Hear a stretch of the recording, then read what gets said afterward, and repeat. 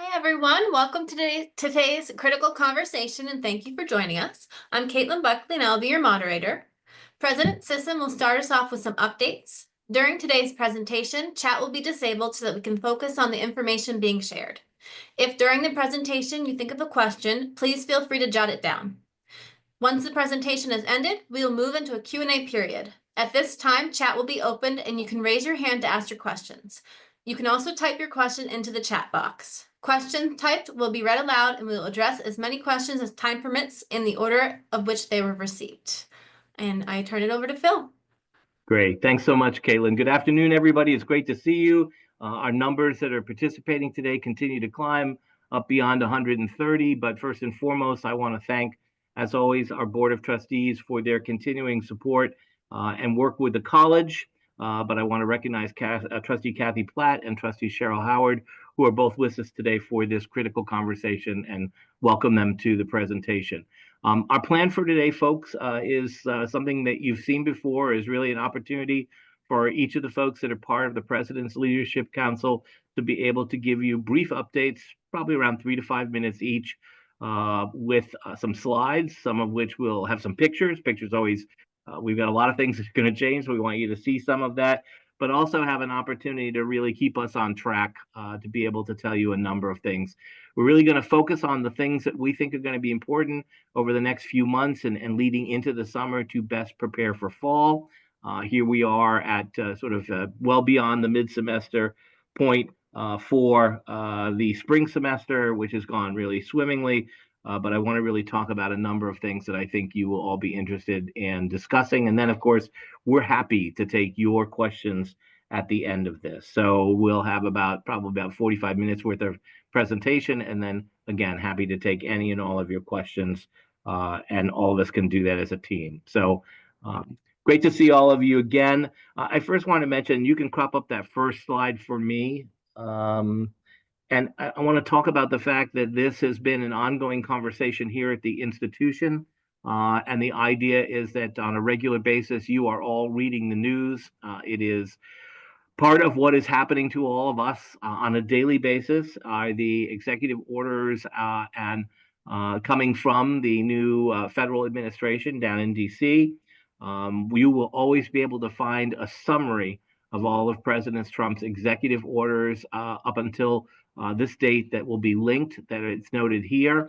We keep that on a special page for the president's page. That link will take you to one of the president's intranet pages here, one of my pages, to give you an opportunity to see all of the activity from the time of inauguration to where we are today. It has felt a bit dizzying. It is one that has lots of conversations, as I've mentioned before. Many of us, my senior team, along with I, have not only visited D.C., but we have participated in listening sessions and town halls with Elizabeth Warren, with Lori Trahan. We continue to be in connect with those folks and be able to do that. Seth Moulton has one coming up. There's a lot of give and take and conversation, mostly about what the impact would be if these executive orders were to be law. But I want to remind you all that they are not. There are over 100 lawsuits that are currently in play in the United States against these executive orders. And I want you to know what I have said to the Board of Trustees and what I would say to all of you, and that is that we are going to continue to do the great work of this institution that we do every day for our students, for all of our students, that we are going to stay committed to the work that we know is important for those students to be successful, that we understand that there's a lot of behavior that's going on that has weaponized the term DEI and has made all of our daily existence a little more complicated. But at the same time, I'm going to say the same thing that I have said before. We are 55 years old. We have been around the block. We have had multiple federal and state administration changes, and we will work our way through every single one of them to best serve the students that we work with every day. So I just want to remind you all that the mission of the institution has not changed, nor has any of the work that we do on a regular basis. I've also promised all of you that we would make organic changes as it makes sense to do. And I want to talk about a few of those organic changes today. Number one is that we, several years ago, right around the time that before I became president, there was a tremendous amount of work on a strategic plan by a number of folks. We brought in Arlene as the interim vice president and provost for academic and student affairs, where she helped us guide to a place where we had redesigned and created a strategic plan that was reviewed by the campus community, built by the campus community, and adopted by the Board of Trustees. That plan was a plan that was supposed to take us from 2022 to 2027. What I think we've learned and we've talked about, I've mentioned this at the last FSA meeting, is the fact that so much of our external environment has changed since 2022. We've talked about the advent of AI. We've talked about the increasing mental health crisis of our students. We've talked about the fact that we have had significant changes both at the state level in terms of policy, mass reconnect, mass educate. We've talked about all of the changes that have been coming down from the federal government in terms of even the most recent Department of Education and losses of federal jobs in a critical area that supports the college, everything from grants to Pell. What I would tell you is that you have all been part of a great conversation, first through the President's Leadership Council, the Strategic Leadership Council that meets monthly, and also recently at an FSA meeting to talk about what do we know now that we didn't know in 2022. We've always said that this should be a living, breathing document and plan. So it may be time for us to consider a pivot. And many of you have given us tremendous feedback, about 6 pages of feedback about things that you think need to be considered in some kind of revision or reiteration of the plan. We want the plan to really meet the needs of what the institution is going through today, and especially do, in essence, a new environmental scan that understands all of these fundamental changes that are impacting the institution. So as we move through this spring semester, I'll be talking a little bit about this with the Board of Trustees tonight at their meeting, but also want you to know that we will be having several conversations, critical conversations, FSA opportunities to talk about the plan going forward and how we can best commit and focus. And I think that will be really important because the other external piece that has occurred for us is a 10-year accreditation. And I'm sure that Arlene's going to talk more about that when she gets to her slides. Through that, I want to talk about 2 other organic changes that are really important to the institution at this time. I have not been to a national webinar or conference or conversation with any of my colleagues across the country and throughout the state where we have not been talking about the impact of artificial intelligence and the promise of what it can do for us as an institution and for our students. If you had a conversation with your students at any time, you'd realize just how much they are already using so many multiple versions of AI. And in fact, we at the institution have been using AI for decades. But now we see it as a real opportunity where, as AI becomes more sophisticated, it is really important for us to think about how does AI get integrated across the institution.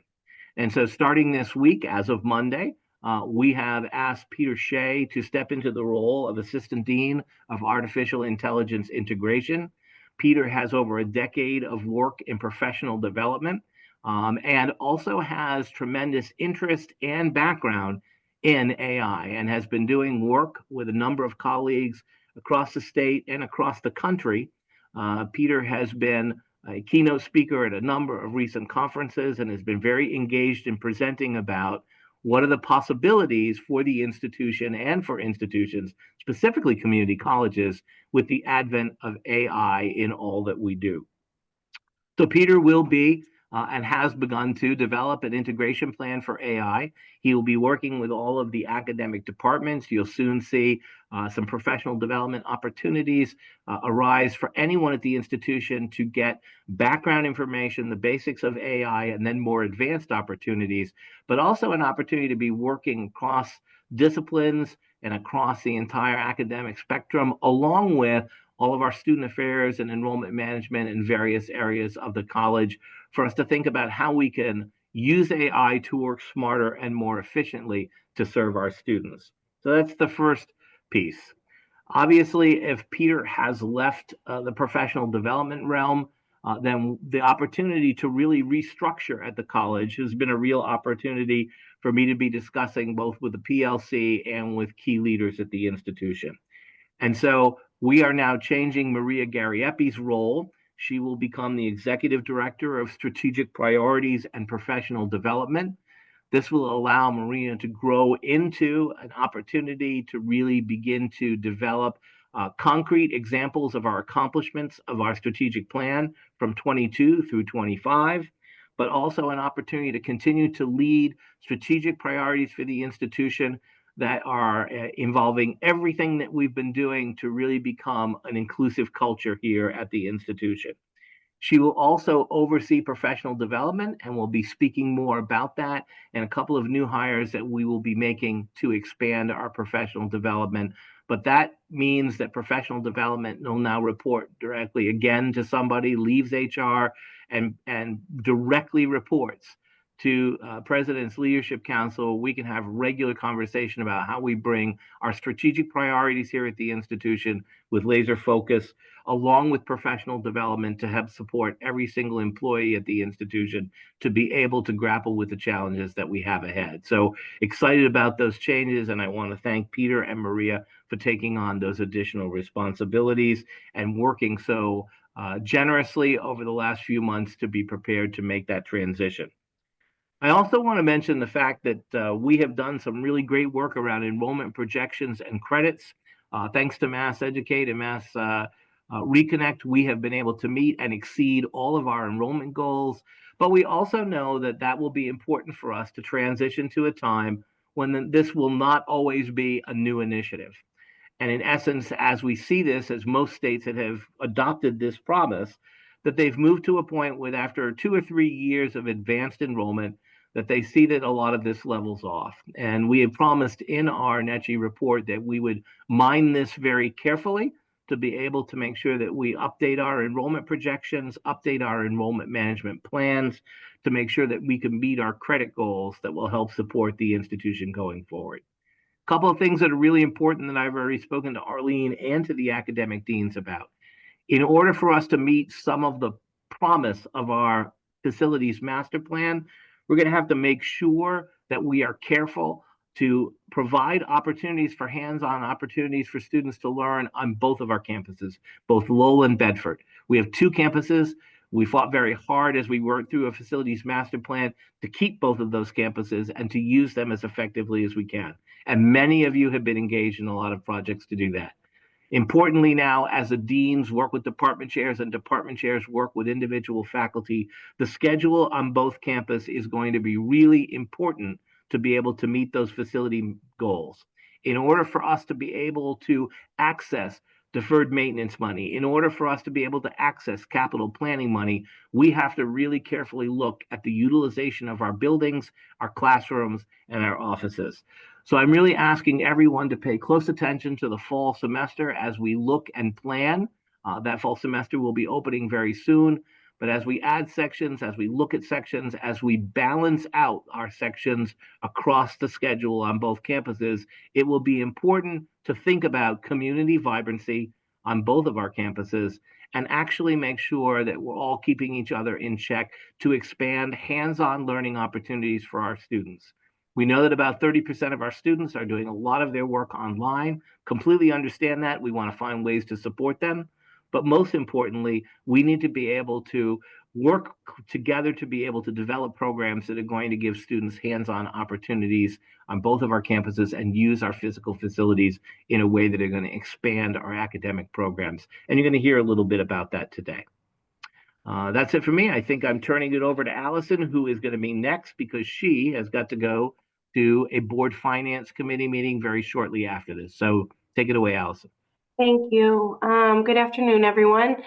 I guess today my update is really going to be in and around the budget and where we are with the process. So I'm just going to quickly go through this slide. The budget process starts in January. We met with IR and enrollment to look at where we expected fiscal 25 to end with credits and where we think fiscal 26 will go given the Mass Reconnect and the Mass Educate program. So this year, we think we're going to end the year probably just over 134,000 credits. And again, these assumptions were made back in January, so give or take. And then with those conversations, we kind of created a credit count for fiscal 26 of 143,000 credits. And that is the beginning point of how I begin the budget, to start with what kind of revenues we expect. Mass Educate legislation recommends a fee increase, and it's basically to keep the colleges accountable, to keep the cost of inflation and the program ongoing. And so we'll talk more about that in the next slide. But between the increase in budget driven by those programs and also the fact that we're anticipating a bit of a fee increase, our operational revenues generated internally and with the state appropriation were budgeted. We started at 88.5 million. So once we have that baseline for revenues, that's when we back into what it cost, what it will cost the college to all of the expenses. And so I have lovingly created a term called the baseline budget, in that in February, I pulled down current budgets for fiscal 25. Those current budget reports will have your beginning fiscal 25 numbers, any adjustments you've made, your adjusted 25 budget, what you've spent, and what you have left. But I create the baseline budgets. Basically, for most part, it is straight lined based on your adjusted fiscal year 25 budget, meaning that if you've made changes or you've had to ask for additional monies to support you for fiscal 25, that would normally get picked up in 26. I've also implemented a budgeting practice where we do include a cost of living increase in the original budget, so we know where we need to operate with. The state doesn't always provide us supplementals in the same year that increases take place, and so I make sure that I always put cost of living increases and adjustments in for our full-time benefited employees, and that was done at 2% this year. And we've also made our assumptions on a 46% fringe rate. We also, from a high level, we assess recurring expenses that are either grant funded or I say SLC funded, because the SLC funds have certainly been a driver behind a lot of initiatives. And so we look at those recurring expenses to review if they will be picked up by a grant again, if they'll be picked up by SLC funding again, or if we need to pick these up internally and operationally. And so kind of after those, that's very high level, but after those steps are done, our fiscal year 26 expenses were baselined, when I say baseline budget, to amount to about 85.5 million. So those baseline budgets have been distributed to all of our cost center managers across the college.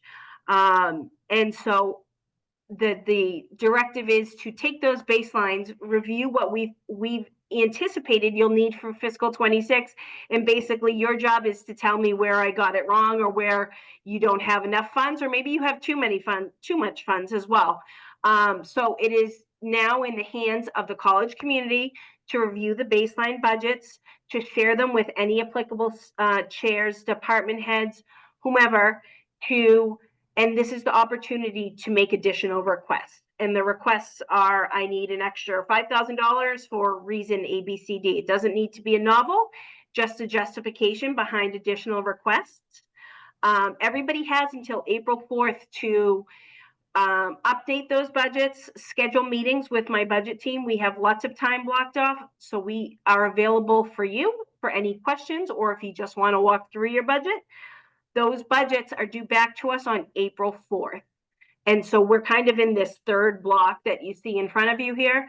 And then once I receive the baseline budgets, we incorporate all of the requests into the budget to see how much bandwidth we have.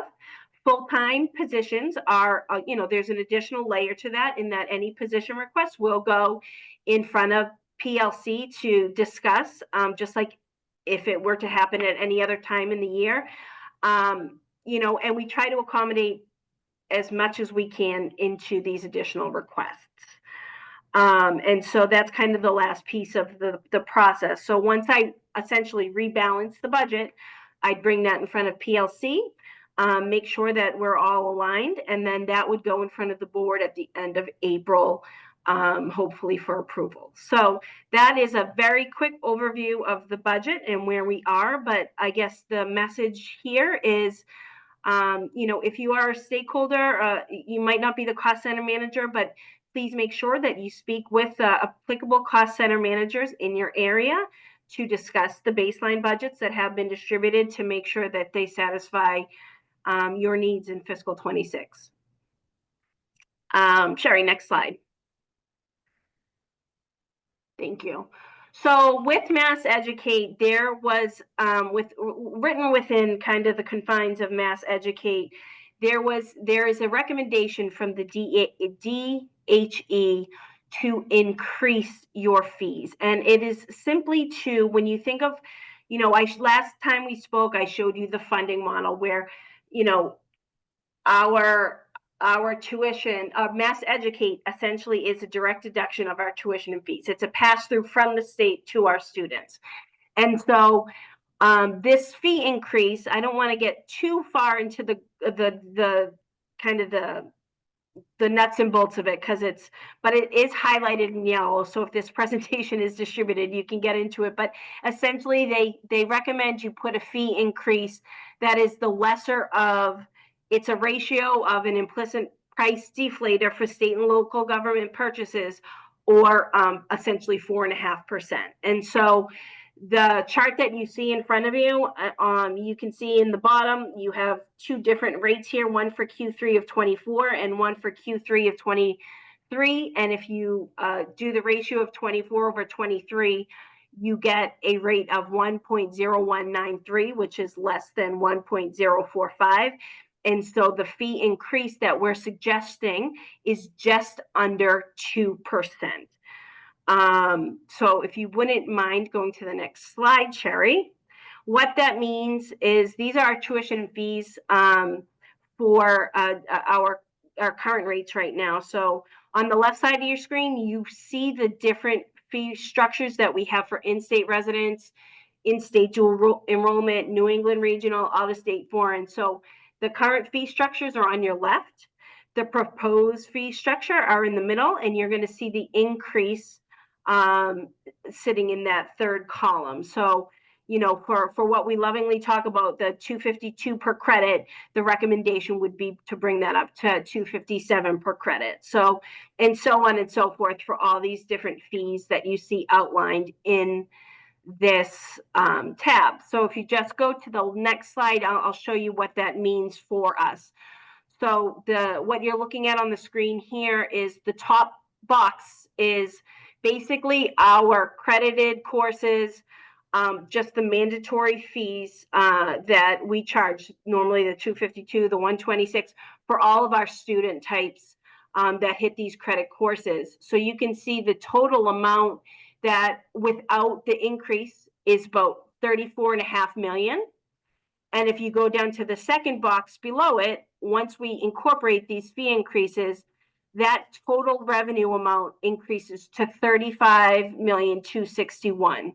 So the total fee increase that would be essentially for our mandatory tuition and fees is a total of $675,000. But what I do want to point out here is that of that $675,000 increase, 89% of those funds that will be increased to our tuition and fee line are allowable by Mass Educate if our students, apply for the program, meaning that 600 of that 675 is applicable to that first line, our in-state residents. The remaining 11% is about $75,000, and those would be the students that are our dual students, our international students, New England out of resident, out of state. So I guess I did want to show the split, that a majority of this has the potential to be picked up and absorbed by the Mass Educate legislation. Of course, there's other fees that we charge beyond just the mandatory fees, such as our specialized course fees, our health course fees. And so not as easy to back into what the impact will be, but essentially if you look here to the far right column, after the increase to the specialized course fees and the health course fees, we'll see basically a variance of about $70,000, and that $70,000 could also be absorbed by the Mass Educate and Mass Reconnect legislation. So the exposure to our students that basically fall outside of Mass Educate is minimal, and it's 2% across the board. So that is kind of what I wanted to share today. And this tuition and fee increase is what I will be leaving here shortly to go present to our finance board and later on our board of trustees tonight. And Thanks, Allison. that is all I have to present right now. That's perfect. And just a reminder to everybody that we're giving you a sneak peek view of what the 15 community college presidents have agreed to in terms of a potential fee increase that will be, the majority of it would be absorbed through Mass Educate and Mass Reconnect, as Ali has talked about, and this will be voted on by our Board of Trustees this evening, first through the Finance Committee and then the Board of Trustees. And I want to make sure that you are all aware that there has been no fee increase here at Middlesex for over 5 years, and that this is a nominal amount even that can be very clearly absorbed by and was intended by the legislation to be absorbed by the state for cost of living for the institutions going forward with the calculation that Ali has shared. So thanks so much for that, Ali. No problem. Arlene. Thank you. Hello, good afternoon, everybody. Thanks so much, Phil and Ali. Just a couple of updates here. We are doing a lot in academic and student affairs, but I want to make sure we put on the radar and say thank you to all those who have been working very hard on a couple of new degree proposals. By May 15th, we anticipate submitting to the Department of Higher Education a letter of intent for an associate's in science degree, a 60-credit AS degree in robotics. Kudos to the engineering department for all the work that we've been putting into this. Kudos also to Judy Burke and her team who started us off with the non-credit robotics program. And really we're providing an additional pathway for individuals to start a career in robotics. But also, Judy, I'm thinking of your folks, a nice little movement forward, a seamless pathway there.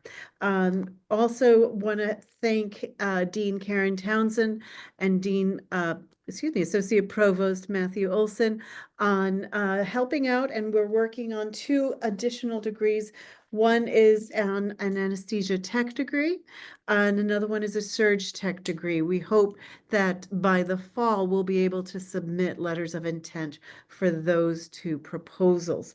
Again, expanding the offerings within health and STEM, really making sure that we address the industry needs and create that economic pathway for our students. Just want to give a quick update on the apprenticeship degree. Last year, we received a Smith Family Foundation grant for $750,000 to establish 3 pathways apprenticeship degrees. The 3 pathways that we selected are a paraprofessional to educator pathway, a dental assisting pathway, and one in behavioral health. And I'm pleased to announce, after a lot of meetings, a lot of conversations, a lot of discussions with industry partners, that we will be kicking off our first cohort of paraprofessionals who want to become educators, who want to become teachers in their systems. We are working in tandem with Lowell Public Schools, but also with Salem Public Schools.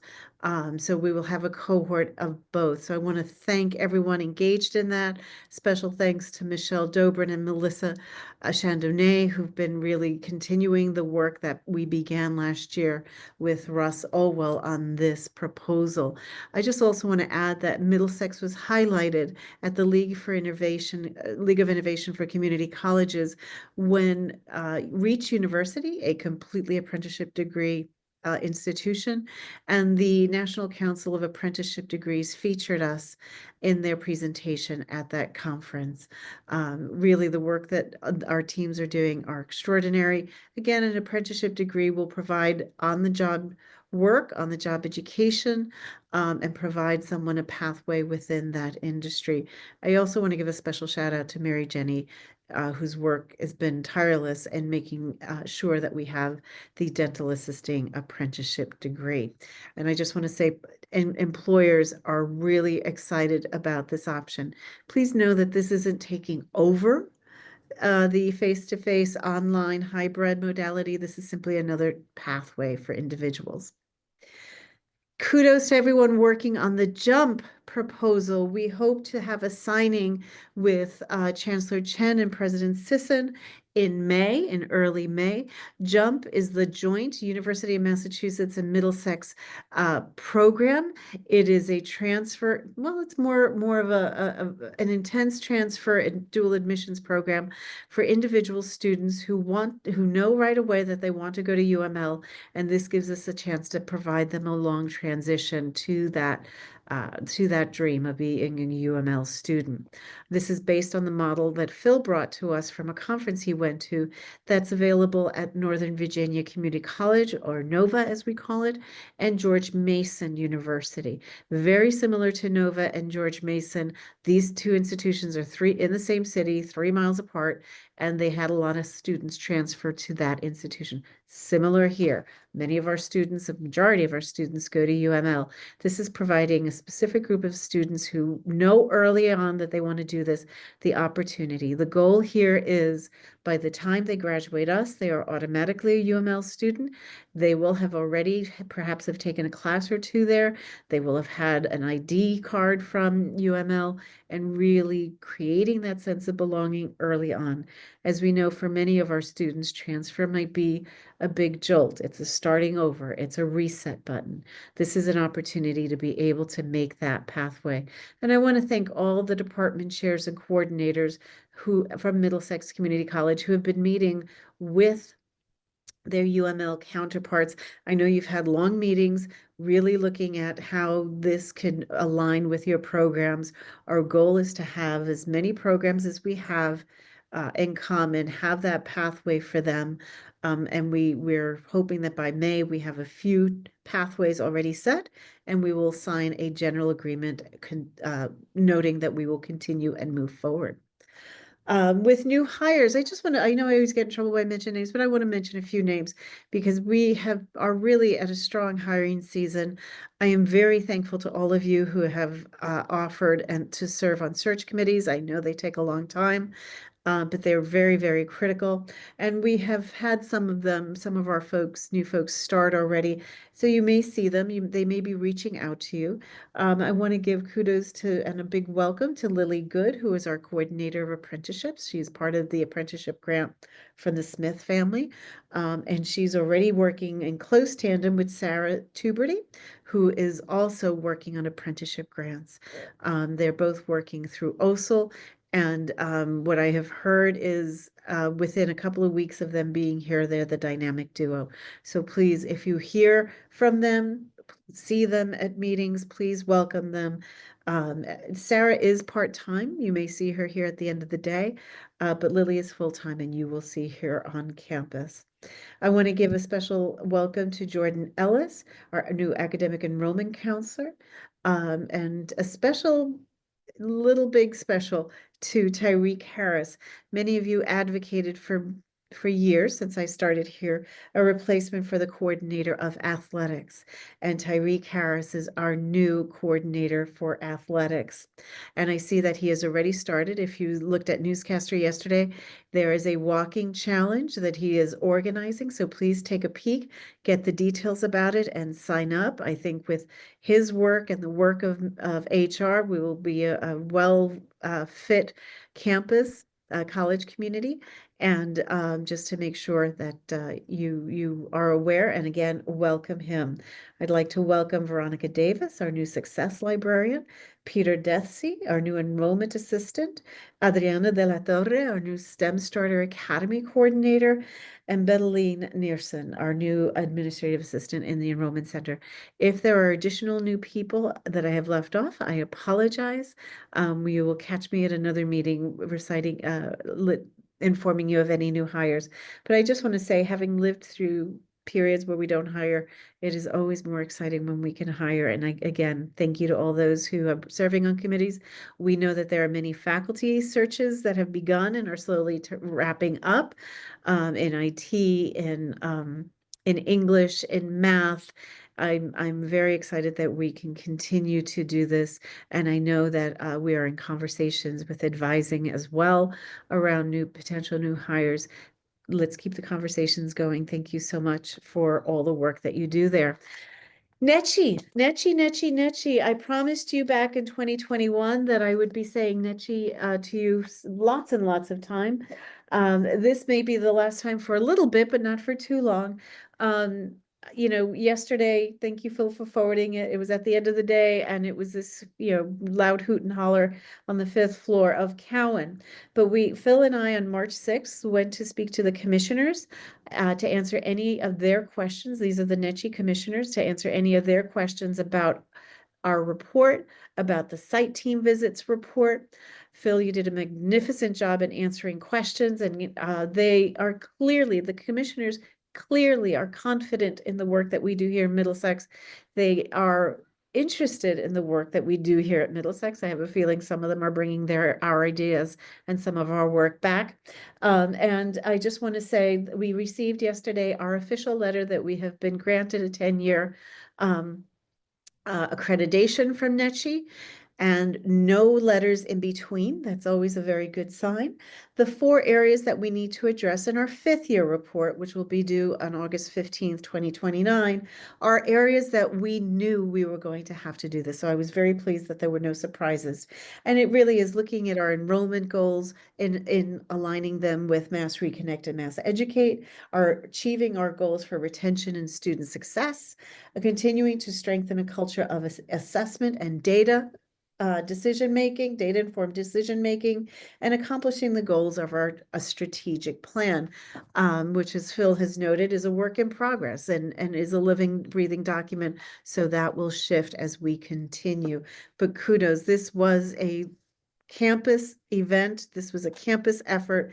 And congratulate yourselves. We have 10 more years, but it's not just 10 more years. I certainly saw from that meeting in March, there's an enormous amount of regard and respect for Middlesex, and that's because of the work that you have done consistently. So thank you so much. And you may not hear me say Nechi for a little while. We'll be back, but I really am thankful to all of you. Lastly, we have been talking about, and you can see it in the LoSUN as well, how we can support our immigrant students. This is a very difficult time for our immigrant students. Someone shared with me that if you go to downtown Lawrence, it's almost empty. And that is because a lot of immigrants are afraid. So we will be having on campus, thanks to the efforts of Jeff Tejada and Noreen McGinnis-Olson, we will have Chiara St. Pierre, an immigration attorney, come and discuss. I'm going to put in the chat the dates and information in the chat. Oh, all right, it's not happening. Oh, because it's too long. We will be hosting sessions around Know Your Rights so that we can make sure we can engage students on their rights, immigrant students on their rights. So here's one part. I have to do this in 2 parts, excuse me. And we have been doing this already. We're going to continue to do this because we know things change, and we know that our students need to have that education around what are their rights. So thank you. Here are some of the sessions that we'll be hosted here and also in person and on campus, in person and on Zoom. And so you'll see April 9th, we will have a session, a Know Your Rights session for faculty and staff from 2 to 3 via Zoom. On April 16th, we will have a students only. This will be in the Lowell campus. A room will be determined and announced from 2 to 3. And thank you to Jeff and Noreen for finalizing details with the De Novo Center for Justice and Healing. There are going to be 2 more Know Your Rights sessions in May. Right now, they've confirmed the dates of May 7th and May 14th. The details of those sessions will follow. So again, share this information. Please attend. It is critical that we know our rights, what our rights are of our students, and that the students know their rights. Thank you so much. Thanks, Arlene. Pat? Thank you, sir. So first up, just very quickly, from the folks down in Communication and Creative Services, we just wanted to let folks know, because some of you have heard the murmurings, that we are in discussions underway working with our friends in IT about creating a newscaster 2.0 version, if you want to call it that, trying to streamline and fix some of those, some of the hiccups that we've seen in that system, which is now at this point decades old. So we're trying to update that. You'll hear a lot more about that in the coming 3 to 6 months. There's also a new policy planning underway for our email marketing, and where the communications leave our college externally.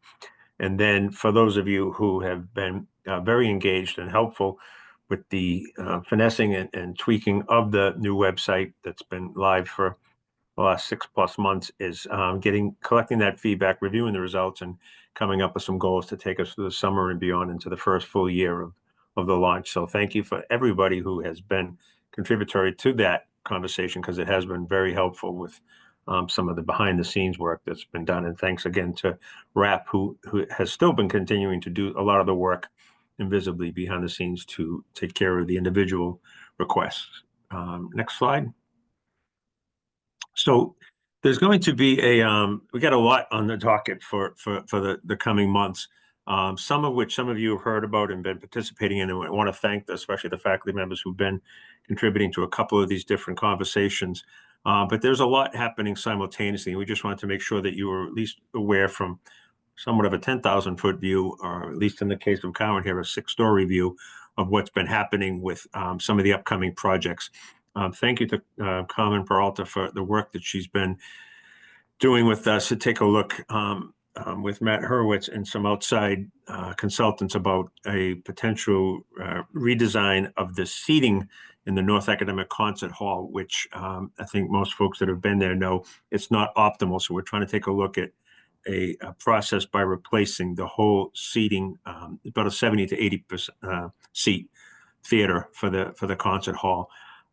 There about 2 to 3 dozen people on campus have been involved with different conversations about exploring some potential expansions within Henderson Hall.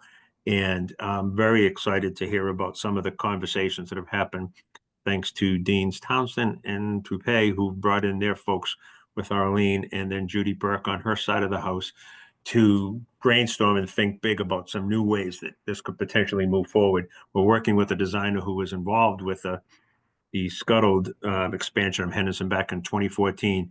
So with a lot of the movement that's happening at the state, we're really hoping to revisit a new version of that plan with an eye towards expanding and creating that life sciences building that the master plan had recommended for us. Thank you to the folks from engineering and communications that have been vacating our South Academic building. Our last inhabitants, if you will be out of there by the end of this semester, with the expectation that we're buttoning the building up for the summer moving forward. We are in constant weekly conversations with DCAM about potential opportunities for that building moving forward, but this fits into our decarbonization plans and the shrinking of our footprint to better use the spaces that we've got within the clock face of the quad itself. And then I want to throw this one out to you, because a lot of you have been hearing little snippets of this. We had about 3 hours worth of meetings on it this morning. Last summer, the Bedford campus saw a lot of upheaval, whether it was the tearing down of a building, the building of an amphitheater, the work that's happening in biotech, the new roofs over at the campus center. But this coming summer, Lowell is going to be taking the spotlight for the upheaval, if you will. So we've got a number of projects that will be happening in the Cowan Center all simultaneously, but the couple that will most dramatically impact the face of the front of this building, as well as the operations for the summer, is a roof replacement above us, B, a redesign of the entranceway to the front of the building.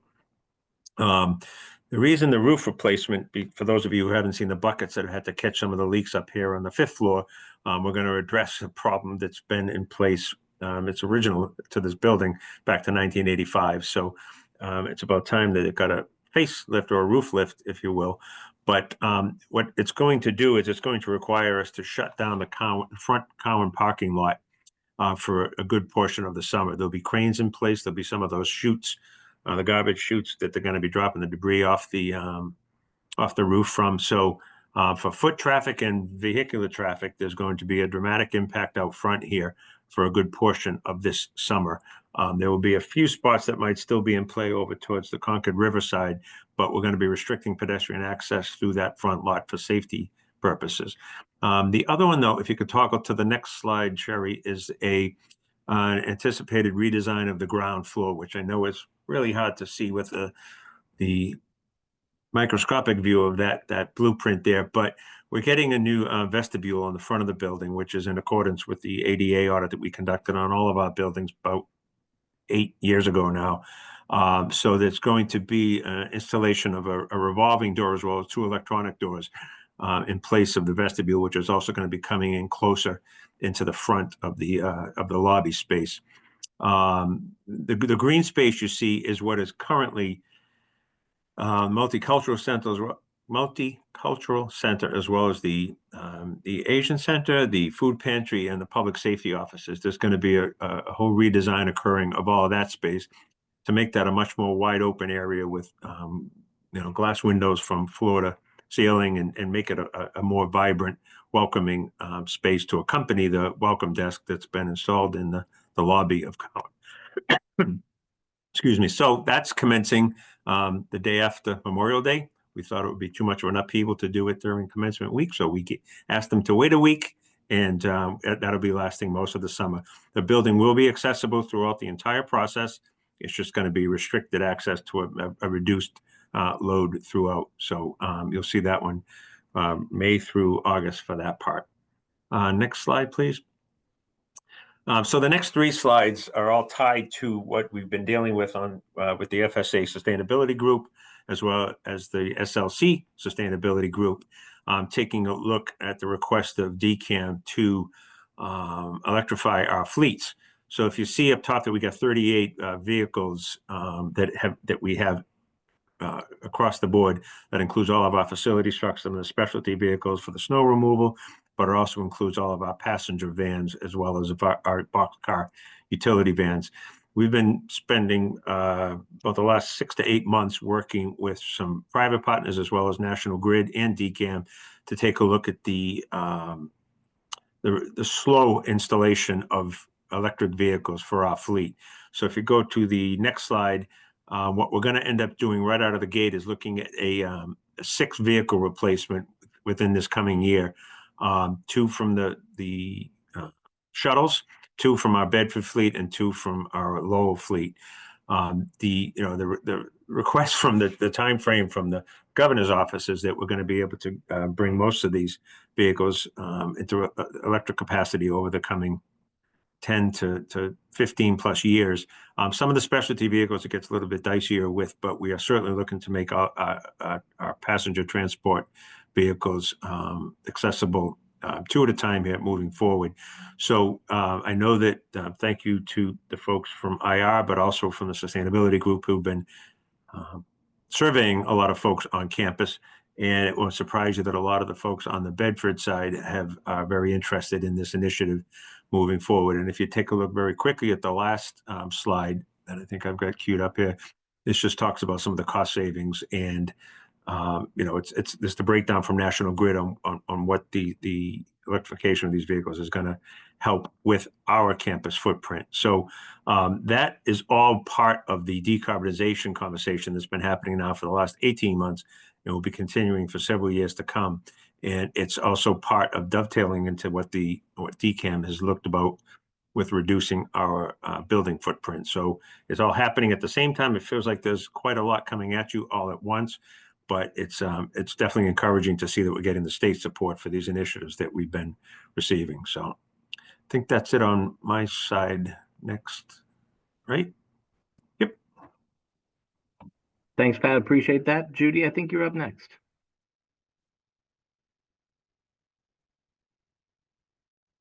It looks like it's the HR updates. It's Mary. Yeah, I think I'll jump right in here. This afternoon, I have a few announcements to share with everybody. We will be celebrating our Administrative Professionals Day on Wednesday, April 24th. National Admin Professionals Day recognizes our professionals who keep our offices running smoothly every day. Your hard work doesn't go unnoticed, and it's a great opportunity to say thank you for all the work that our admins do. So save that date as just as a reminder to share that appreciation. Additionally, we're just wrapping up our low sodium challenge. These are our wellness challenges for this year. They're really helpful to be more mindful of making small changes that will have a big impact in the health and wellness of our lives. I happily enjoyed my low sodium soup for lunch today. And looking to share what our upcoming challenge for April is random acts of kindness. So these are easy to do: holding the door for someone, letting someone go in front of you in the line, giving up your seat to someone who might need it more. You'll make someone's day and you'll feel good doing it too. So that's our next challenge that we just sent that announcement out today, but be looking forward to sharing that activity for the month of April. Additionally, with the transition of Peter Shea to his new role, recommendations from the Strategic Leadership Council and employee feedback, HR is going to build more robust training programs to onboard new hires, expand employment engagement initiatives, and training offers to really foster a positive work environment that aligns talent acquisition and benefit activities of the college. So all these changes will have a more detailed announcement from the Office of HR. Will be forthcoming about the changes in work for our team as well. I also wanted to share the GIC 2025 annual enrollment is upon us. Looking at kind of who this impacts is eligible Massachusetts employees can review their benefit options to enroll and update the coverage that you have. The enrollment period begins on April 2nd through May 1st. If you don't want to make any changes, no action is needed to remain in your current health plan. Additionally, we'll be sending out more information, the benefits guides as well in Newscaster as the Commonwealth releases this information more closely to that April 2nd deadline. Next slide, please. Great. I just wanted to share an update of the FY25 hiring activity, and this is since the information that we shared with you in the month of January. But 65% of our posted positions have been filled, with 35% of our posted positions in progress. Overall, we've posted 10 AFSCME unit positions, 25 full-time MCCC positions, which includes 16 full-time faculty and 9 professional staff positions, and 5 non-unit professional positions. So this work continues. Overall, we have 96 job postings that have been shared externally for filling our critical jobs to support our students. Next slide. And then finally, I just want to call attention to the SERVE program. This launched at Middlesex. This program, which is our state employees responding as volunteers, provides state employees with the opportunity to serve as volunteers in our Massachusetts communities. The Commonwealth offers a listing of over 700 approved organizations with a maximum leave benefit as equivalent to 1 workday per month with supervisor approval. So for more information on this and any other HR announcements that we may have, the HR Happenings newsletter is a great opportunity to see these exciting programs that are afforded to our employees at the college. And if you do have any questions, please reach out to myself or any team member as well. Thanks, Mary. Appreciate that. And I think Pramod, you're up. Good afternoon, everyone. So I just have a few updates that IT is working on the projects. One of the bigger and time-consuming project is the Windows 11 upgrade. So Windows 10, Microsoft is gonna stop supporting it by not end, in second week of October this year. So we wanna finish that before that. Other one is classroom technology replacement. We have identified some of the classroom and the new password reset application. Sherry, can you go to the next slide, please? So regarding Windows 11, our goal is to upgrade every single device that is running Windows 10 by end of August, including laptops, desktops, classrooms, VDI. So VDI, we already have upgraded. There's some classroom running general application. We have upgraded those as well. So there are a lot of devices that needs to be upgraded. So the reason it is taking longer is one is because we have to work around the classes, and if we don't have devices available, we can't. So, but we are working on it, and the goal is to finish them by end of August. So everything will be upgraded and running the supported version from Microsoft before new semester in September. So regarding the laptops, we definitely need help from all the users who have laptops. So I would ask everybody, if you have a laptop, please schedule your upgrade with service desk, so we can upgrade that around your availability. So having Windows 11, there's a few features that the Microsoft implementing, and one of the feature would be AI, Microsoft Copilot, as Phil mentioned. We will be spending a lot of time implementing these AI tools throughout the college. So it would be just a basic one, but at least you will have some kind of experience with this tool, what it can do, what you can get help from these AI tools. And obviously, security is one of the main feature for Microsoft to make sure these their Windows devices are secure. So that's another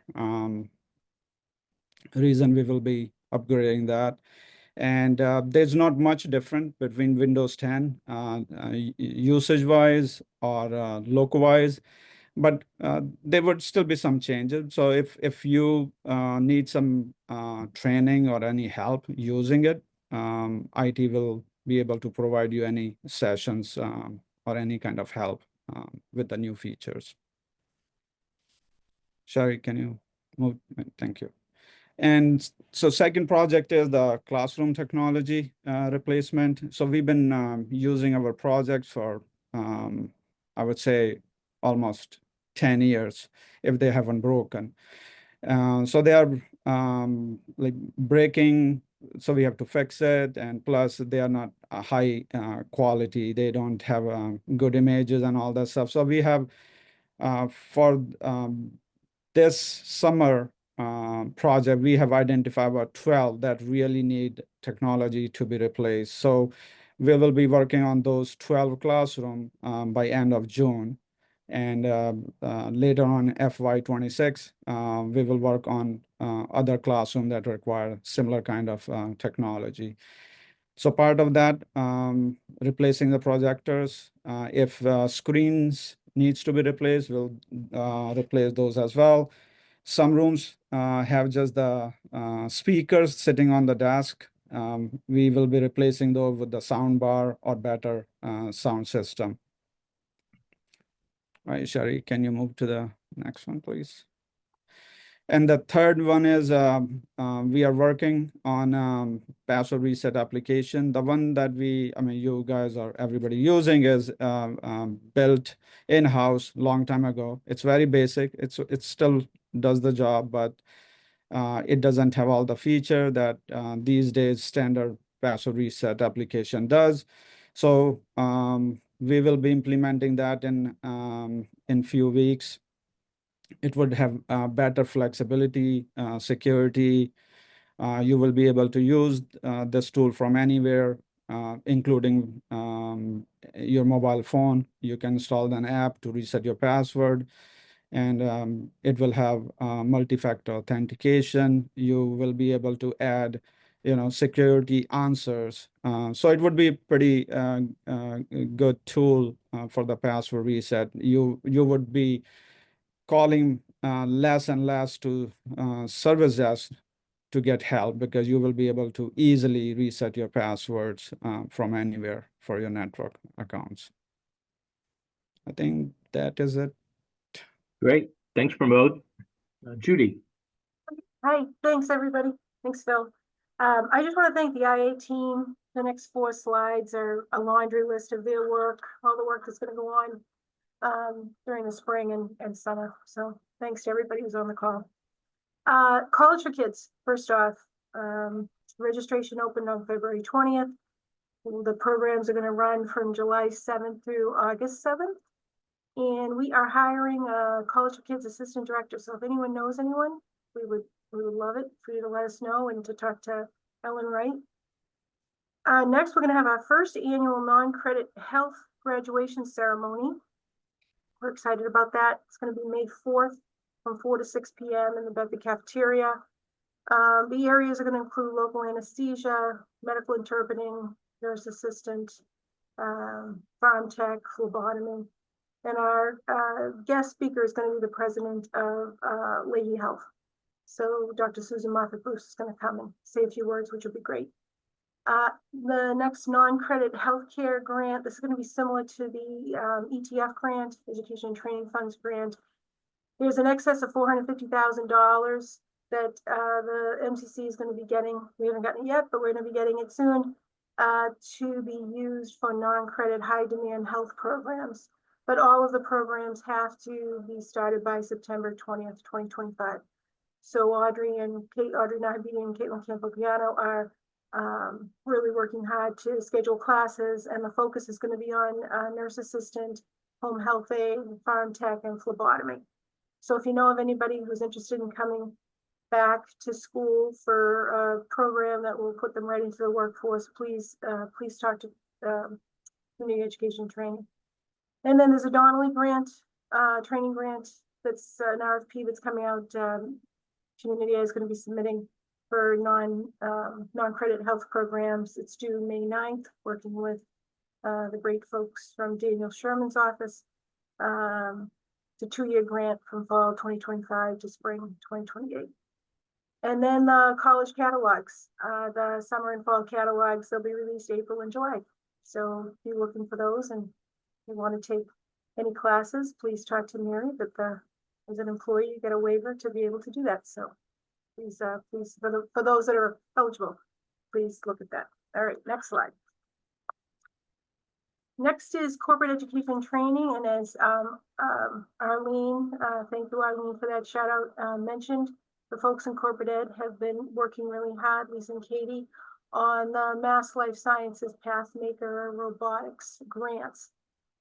First, in FY25, we got almost $300,000 to do robotics training. And the third cohort for that is going to start on April 28th, and it's going to go through June 18th with 10 enrollees. We had a graduation last Friday with the second cohort that was amazing. And all 10 of those students will interview with Insulin, which is a company out of Acton that helps folks that have diabetes. They create pods. And then we were awarded another $720,000 math sciences grant to continue this work. That information is currently embargoed. We can't talk about it out in the world, but between us and our MCC family, we can let you know that that's great news for us, and that partnership with Mass Higher Lowell and Insulet is going to keep going for another couple of years. I'm going to train a lot more people to get back into the workforce. We have been working really closely with the MCC engineering team, Chris and his and Angel, and they've just been a joy to work with. and they are in the process of putting together a credit program on robotics, and we're excited about that and continuing to support them. Then we received another $750,000 grant for equipment purchases. Katie is working closely with Christina Kelly to get those, get that equipment in. $450,000 worth of robotics equipment is scheduled to be here by May 1st. And we're hoping that the room build out will take place over the summer. So all good news about robotics, and work with Mass Life Sciences has been amazing. And then the Workforce Training Fund program, some of our employer partners that Katie and Lisa are working with, Monogram Foods, Analog Devices, Hartz Corporation, Boston Centerless, Avid Electronics, and Integris, all local companies that need training for their employees. And then contract training initiatives, we have 2 new employer partners, CGI Foods in Lowell and Locus Robotics in Wilmington.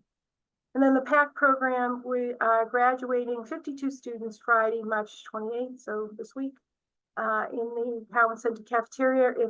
If no one has been to a PAC program graduation, I will tell you, bring your tissues. It is amazing to be a part of that. So everyone's welcome if you'd like to attend. And if any of you have any ideas for employers that we should reach out to, please don't hesitate to call Lisa Tuzolo or Katie Gentili or myself. Would be happy to follow up on a warm lead. Okay, next slide. And then the next is college advancement. Phil had announced at the last FSA meeting, but I'll let you know that the Celebrity Forum 2025 looks like it's really shaping up to be a really fun night. It's going to be June 10th at the Lowell Memorial Auditorium, and the Beach Boys are coming. So it's going to be a little bit of a beach party on June 10th. So I really hope that the college community will support that.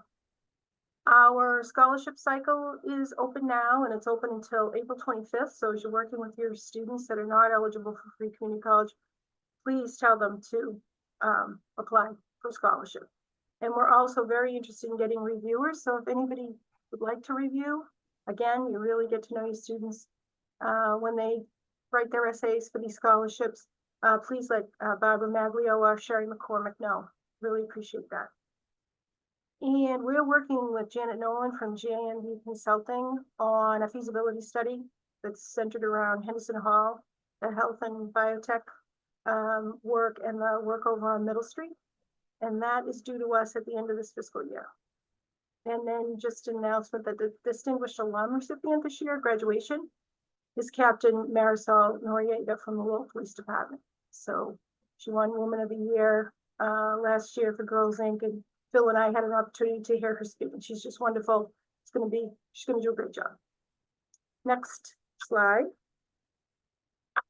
And then the Adult Learning Center. So we have 2 ALC instructors, Zuzka Blasi and Lauren Twatty, will represent us at the annual Mass Coalition for Adult Educators Conference on May 7th.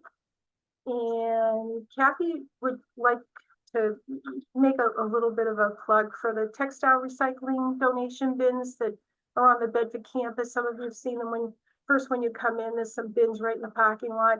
The proceeds from that really supports the ALC and the Links program throughout the year. So if you have, clothes that you're cleaning out your closet or shoes, please bring them in, put them in the bins. You're really going to be helping some very deserving students. And then the ALC closing ceremony, an international potluck, is May 29th. The cap and gown ceremony for students who passed the GED and high set exam 18 have already passed. It is on June 4th. And then July 14th, the registration for fall 2025 opens. Thank you. That's all I have. Perfect. Thanks so much, Judy. Maria?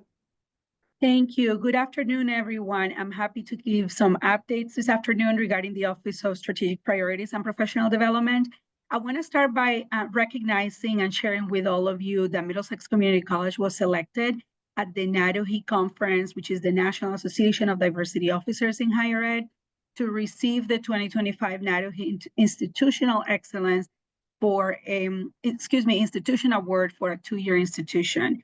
This award is presented to institutions that have demonstrated measurable progress in promoting and sustaining innovative diversity efforts within our campus community, And it also includes things like institutional leadership, curricular reform, institutional transformation, professional development, assessment policies and practices, and outreach efforts. So I'm happy to share the award can be seen in the case that's right outside the President's Suite in the 5th floor.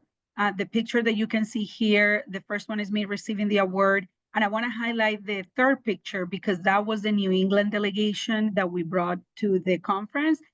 Of highlight, given everything that we're living through, I think it's important for folks to know that the other two institutions recognized were UMass Amherst for the 4-year public and Smith College, also here in Massachusetts, for the 4-year private institution. The next item on the list is the 2 positions that were referenced earlier by President Sisson. They will be posted soon. They are both replacements positions. They're not new. So I want to share with you that we will have the Director of Professional Development position posted in the near future. That will be a replacement for Peter's position, and also an administrative focus position that will be a replacement for the position Shalise Brown-Sani had. For those who might not be aware, Shalise left the college about a week and a half ago. So please be in the lookout if you want to share with folks that you know. If anyone has any interest, just please reach out to me and let me know. The third item is the Strategic Leadership Council Strategic Direction 1, which, as many of you know, is to build a college culture of equity-mindedness and expansive excellence. Jamie March is co-chair of that group, and the objective is designing assessment processes for faculty and staff on equity audit reviews of department policies and practices. So this group has been working very hard. It's an amazing team that has been working and reviewing very specifically 3 policies.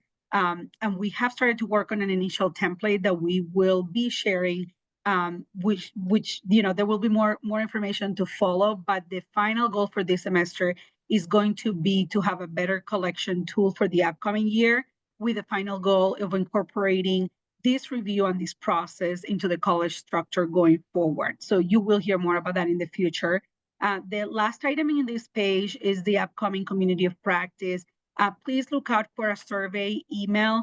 We will be aiming to hold a community of practice around decolonizing or with a focus on decolonization over the fall semester. Most specifically, it will be with Jessica Lander, whom many of you have had an opportunity to work with through professional days. So again, there will be more to follow, but it will be a community of practice where if you have any kind of feedback or if you're looking to provide feedback through the decolonization working team or directly to me about that, please feel free to reach out. Next slide, please. Thank you. The National Day of Love, Acceptance, and Belonging will be taking place on April the 16th, which is a Wednesday. There are a number of events planned for that day. Thankfully, because we have a very strong partnership with different groups here on campus, including the Commonwealth Honors Program, the Asian Studies Development Program, student engagement, and also the Scholarship of Teaching and Learning, or SOTL. So there will be a belonging mural at both the Bedford and the Lowell campus. Please encourage your students, and also as faculty and staff, we encourage you to participate. There will be a teaching with artist Anita Yoali. That will be at lunchtime. There will also be a human library, which is being led by Lara and Pavrika. And also we have a student conference, Voices United, led by a group of students that are working closely with Maria McDuffie Clark. And there will be a talk and performance by the same artist, Anita Yoali, that will be at the Academic Center. So the QR code you see here will allow you to access all of the things that are happening that day and register for those where we might need a head count because of food and other reasons. If you don't see that you need to specify whether you're coming or not, of course, everybody is welcome to attend. Either way, we want to see everyone there. And if you want to bring your classes, feel free to reach out directly to me, or if it's something related to the student-led conference, feel free to reach out to Maria and any of the people that I mentioned. Next slide, please. Thank you. The signature activities and REJI, or the Racial Equity and Justice Institute, are outlined here. So we have an all-college community racial healing circle taking place on April 9th at 12. in the Bedford Innovation Room. The QR code you see here is to register for that so that we have a head count for food. A couple of other things are happening. They are not QR codes here to register, but you would have seen them either through Newscaster or through direct emails that you would have received. One of them is the BIPOC affinity group on the Lowell campus on April 29, the LGBTQ plus affinity group on April 18 at the Bedford campus, and also the first generation one at Bedford Cafe is taking place on May 5th. If you have any questions about any of those, feel free to reach out to Jamie March for the LGBTQ plus one, Marielle Dimitri from Human Resources for the first gen, or Ali Chambers for the working mothers, who will also be meeting later in the spring. We just don't have the date here yet. Lastly, I want to share the REJI Authors Series taking place on April 9 from 1 to 2:30. There was an email shared, or information rather shared through Newscaster. So this is going to be a series focused on discussions with authors of the book on packing privilege in the elementary classroom. And this will be an opportunity to review some institutional transformation, personal and instructional work happening by these two faculty from Bridgewater State University. There's also an opportunity for folks to present in the series if they're interested of having published equity-minded work that they want to apply to and present during the series. So if that's something that you're interested in, please review the information that was sent in Newscaster. And if for some reason you missed it, feel free to reach out to me. A committee from the REJI will review the materials, and then they will be in touch with folks who apply. And that's it for me. Thank you. Perfect. Thanks, Maria.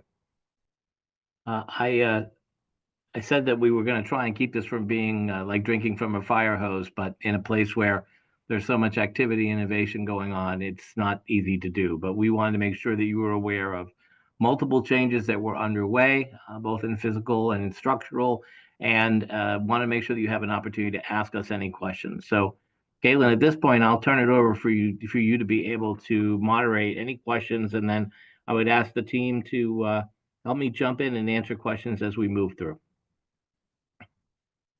Okay, the chat is open now, so you can ask your questions by typing it in or raising your hand with the emoji. I do have one here, Phil. Why are dual enrollment students getting such a steep discount? I thought the plan was to bring that tuition up closer to that of the general student population.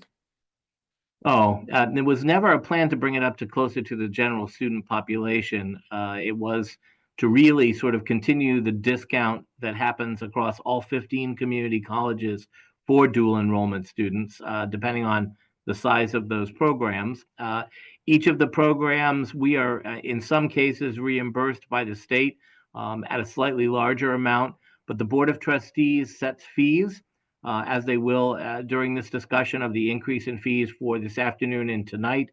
They set those fees and an increase over the course of 3 years that, if you go back, I think I'm trying to remember the years, when Frank Nacella was in that role, they shared with the Board of Trustees how we would move that closer. So I think there were minor increases to dual enrollment per credit amounts but dual enrollment has always been at Middlesex and is at many, many colleges a steep discount and is approximately somewhere near 50% of what full-time students would pay per credit. What I would say to you is that we are well beyond that 50% mark now, especially with the fee increase. And also, I would mention that dual enrollment students are the one group of students that are not in an academic degree program at the college because they can't be, because they haven't graduated from high school. They have limitations, and oftentimes dual enrollment is paid for either by the town or the school committee or parents out of their pockets. We've been talking a lot about how we might be able to support dual enrollment students through scholarships, because essentially we continue to talk about free community college, but many of our dual enrollment high school partners have been noting that free community college is not free community college for all, because that does not include community college students who are involved in dual enrollment, because they do not meet the criteria. They have not graduated from high school, and so therefore they're at a significant disadvantage. So that steep discount is probably more important than ever before to keep an incredibly vibrant and important program across the Commonwealth moving at maximum speed initially, and always a lot of work around early college that we've been trying to expand with those partners. But great question. Always been a steep discount, and through the Board of Trustees has been increased for years when fees went up. And I think Frank Nacella will have to identify exactly what that chart was. There was a chart of 3 to 4 years where we increased those fees, and we can probably track that down to share it.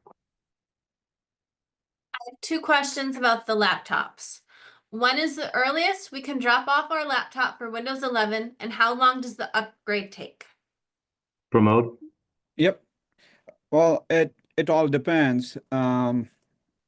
So one of the things is we need to identify if the hardware that you have, if it can support Windows 11. If it can't, that is the easiest part. We can just replace it. We'll give you the new one, and you just drop the old one. But with the if your hardware can support Windows 11, then it all depends how service desk, how much time service desk has. But I would say to upgrade it, it will be at least 2 hours. So you won't have your device for 2 hours. Yeah, but Pramod, what I think people are trying to find out is, how long do they have to give up their device, which would be particularly important for faculty to make sure they have a quick turnaround time. So we may want to consider some sort of opportunity to prioritize faculty who are using those laptops on both campuses, and same thing with professional staff. So I think as you consider this, it will be important for us to identify, but it's like, it's taking your car in for an oil change. Sometimes it takes a little bit longer depending on what else they find. But I think the bottom line is Promote is giving you a 2-hour window of opportunity, depending on how many laptops are in at that time. But I think we've got an IT staff that will be monitoring this and being able to respond and get that taken care of. So it's not like you have to give your laptop up overnight. It's part of a day, and it may be easier. And Promote, are there better times of the day to be dropping those laptops off for those 2 hours?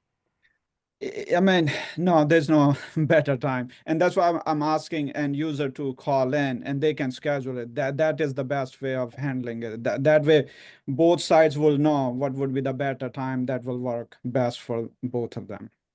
Perfect. Thanks. A few more laptop questions. Is that only MCC owned laptops or persons' laptops that we use for work? No, just the MCC owned laptops, yes. Okay. And if you are a new hire and just started recently, do you still need to drop off your laptop? Well, we will have to find out mostly if it's brand new, like if I say a couple of weeks or maybe a couple of months, I think you might already have Windows 11.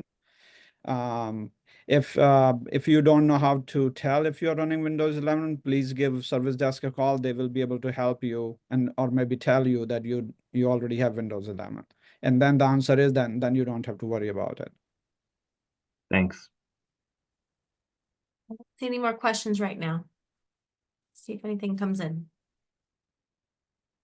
Folks, any other questions on anything we covered? We covered a lot of material. Happy to respond. Want you to feel like you're walking away as informed as you possibly can be with everything that's going on. And so any other questions?